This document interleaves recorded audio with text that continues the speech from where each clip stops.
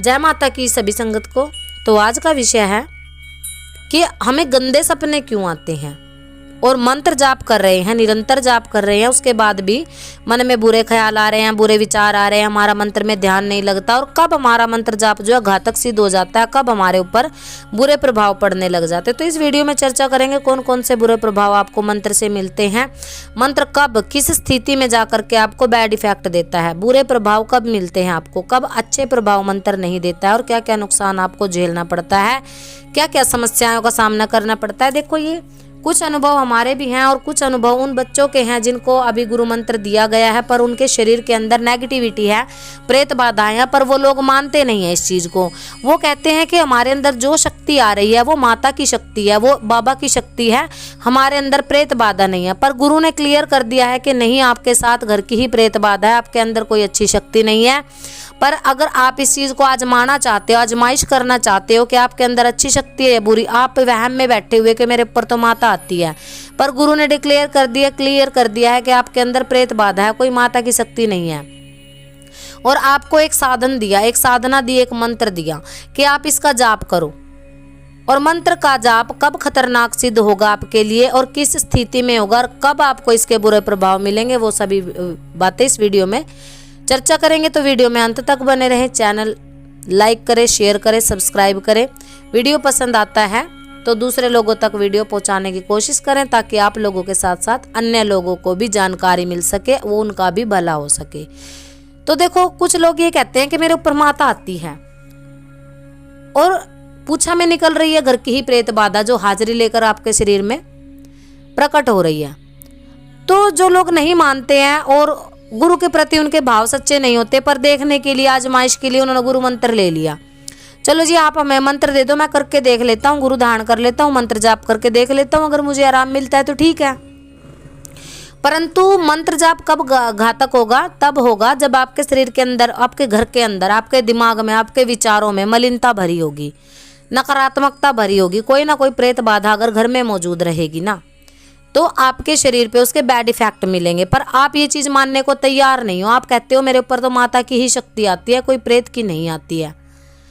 अगर मंत्र जाप करते वक्त आपके शरीर में तकलीफ हो रही है, आपको एलर्जिक समस्या बन रही है, आपको फोड़े फुंसी निकल गए हैं, कहीं ना कहीं आपको बहुत ही ज़्यादा सिर भारी हो जाता है मंत्र जाप के बाद, पूजा पाठ के बाद आप लोगों को डर लगने लग जाता है, एक डरावना सा अनुभव होता है। कई लोग कहते हैं कि जाप करने के बाद, पूजा करने के बाद हमें डरावने अनुभव होते हैं, डर महसूस होता है। किस कारण से? कि आप इस वहम में बैठे हुए कि मेरे ऊपर माता की शक्ति है, परंतु आपके अंदर नकारात्मक ऊर्जा है। तो उस स्थिति में जब आप मंत्र जाप करेंगे तो आपको बुरे प्रभाव मिलेंगे, आपके शरीर पे बुरे प्रभाव देखने को मिलेंगे। परंतु अगर आप गुरुमुख हो गए हो, गुरु की शक्ति का आपके सिर पे हाथ रख दिया गया, गुरु मंत्र आपको अच्छा और जेन्युइन मिला है ना, तो वही प्रेत बाधा आपके शरीर में तो आराम होना शुरू हो जाएगा, तो घर वालों को परेशान करेगी, कारण आपका मन तोड़ने के लिए। तो वहां पर मंत्र जाप जो है बुरे प्रभाव देने लग जाता है जब आपका मूलाधार चक्र बिगड़ा हो, कुंडलिनी चक्र आपका बिगड़ा हो। गंदे सपने किनको आएंगे? गंदे सपने उन्हीं को आते हैं जिनका मूलाधार चक्र मलिन है, गंदी शक्ति बैठी हुई है, जिसने ब्लॉकेज कर रखी है, बंधन लगा रखे हैं आपके मूलाधार चक्र पे। तो जब आधार, मूल माने जड़, आधार माने जो हमारा, जिसके ऊपर नींव रखी जाती है, बेस हमारा, ठीक है, अगर हमारा बेस ही मजबूत नहीं होगा तो ऊपर की जो आपका वृक्ष है, बिल्डिंग है, वो कच्ची ही बनेगी, ठीक है। तो गुरु आपको एक बीज देता है, बीज मतलब मंत्र, वो कुछ भी मंत्र हो सकता है, किसी भी इष्ट का हो सकता है, वो आपको बीज दे दिया, वो बीज आपको उस आधार में बोना है, उसकी सेवा करनी है, यानी कि उस जाप को करना है, उसके हवन देने हैं, उसके प्रति श्रद्धा रखनी है, गुरु के प्रति सच्ची श्रद्धा रखनी है। अगर आप ये कार्य सही करते हैं, सच्ची श्रद्धा से लगातार जाप करते हैं, तो क्या होता है, आपके शरीर की जो प्रेत बाधा स्टार्टिंग में तो आपको दिक्कतें देंगी, अगर दिक्कत आ रही है, घातक कब तक हो जाता है कि बिल्कुल ही आपको बिस्तर में डाल देंगी जैसे ही आप जाप करोगे। और अगर गुरु ने सच्ची शक्ति का हाथ सिर पे रख दिया तो आपको दिक्कत नहीं आएगी, जाप में आपको आनंद बढ़ेगा, आपका मन करेगा कि मैं और जाप करूं। जितना आपको आदेश हुए हैं जाप के, उससे ज़्यादा आप सोचेंगे कि मैं और जाप करूं, आनंद आपका बढ़ने लग जाता है। तो इसकी विधि क्या रहती है? इसकी विधि रहती है, सबसे पहले आप अपने गुरु को मनाएं, क्योंकि शक्तियां जलती हैं गुरु के आदेश से। जहां गुरु के प्रति मलिन भाव है मन में, आजमाइशें चल रही हैं कि गुरु ने पता नहीं हमें मंत्र दिया है, हमारा भला होगा या नहीं होगा, पता नहीं ये मंत्र सही है या गलत है, पता नहीं हमें रास्ता मिलेगा या नहीं मिलेगा। और कुछ लोग ऐसे भी होते हैं जिनके अंदर लालच पैदा हो जाता है। तो जो लोग लालच के वश आकर के ये चीज़ करते हैं ना कि मैं अपना नाम कर लूँ, मैं इससे धन कमाऊँ, मैं इससे पैसा कमाऊँ, तो कहीं ना कहीं लालच भी आपके मंत्र जाप को घातक सिद्ध कर देता है।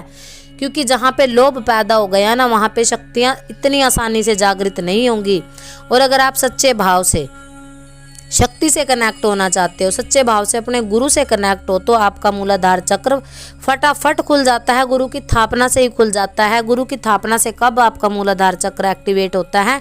जब आप गुरु के लिए भाव सच्चे रखोगे, मन में विश्वास रखोगे गुरु के ऊपर, गुरु मंत्र के ऊपर, उसकी शक्ति के ऊपर, सच्चे मन से गुरु ने जो भी आदेश दिया उसकी पालना करोगे।